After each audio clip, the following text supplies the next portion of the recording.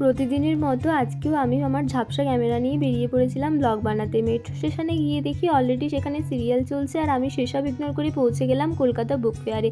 দেখি ভদ্রমহিলা ওখানে অলরেডি হাজির, দীপিকা পাদুকোণ সেজে। তারপর আমরা অনেক স্টল ঘোরার পরে আর অনেক বই আর বইয়ের প্রাইস দেখার পরে উই রিয়েলাইজ দ্যাট ভাই হাম তো গরিব হ্যায়, কেন কি আমরা একটা বইও কিনে উঠতে পারিনি। তারপর দেখি মনের দুঃখে ভদ্রমহিলা মাটিতে বসে পড়েছে। তাকে তুলে নিয়ে এসে আমি মোটিভেট করার চেষ্টা করার সময় দেখি সে কোনো কারণ ছাড়াই হাততালি দিচ্ছে। আমি বুঝলাম মনের দুঃখে তার মাথা গেছে।